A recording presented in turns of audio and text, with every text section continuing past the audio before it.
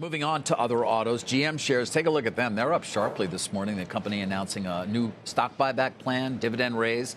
Tesla, for its part, those shares are down some 24+% for the year after that huge move up after the election and into year end. But as you see, sort of bucking the recent trend. Let's get to Phil LeBeau, sort of break it all down. Let's start with GM if we can, Phil. Yeah, and the news from General Motors this morning, David, it's good news if you're a GM shareholder and you're looking for some support for the stock. $6 billion stock buyback announced by the company today. $2 billion of that, by the way, will be an accelerated stock retirement that happens in the second quarter. That certainly will give support to shares. They're also raising the dividend 25%, now going up to 15 cents a share. You guys mentioned Lucid. Quickly take a look again at both Lucid as well as Stellantis. Both of those shares under pressure. Stellantis this morning doing second half results early this morning and then saying, look, we hope to have a CEO in the first half of this year. Lucid still waiting to find out who their official CEO will be on a permanent basis. They have an interim CEO. The former COO took over that position. And then when you look at Tesla, you mentioned, David, that how much the stock is down since the beginning of the year.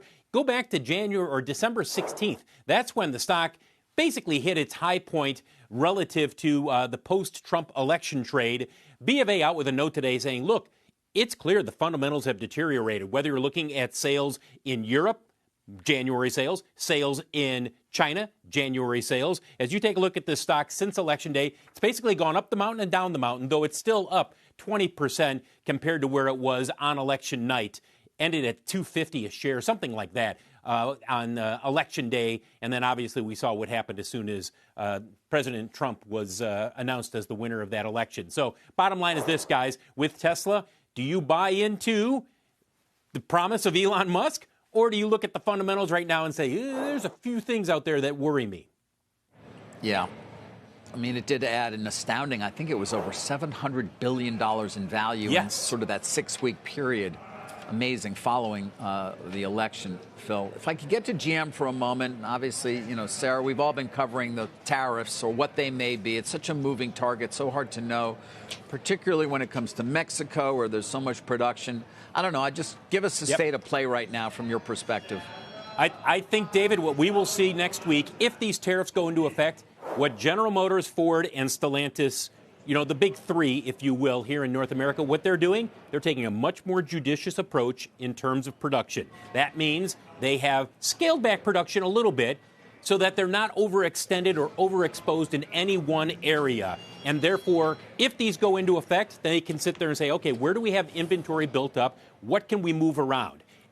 This is the reason. I heard Jim say earlier, David, last hour, he said, well, you don't really hear much from the automakers about this. They're not sure what to expect. So as a result, they're keeping their mouths shut, and they're basically saying, let's wait and see what they are, then we'll make an adjustment. Yeah, so why announce the return of cash and the buybacks and the dividends? I mean, clearly it's an expression of confidence in the business.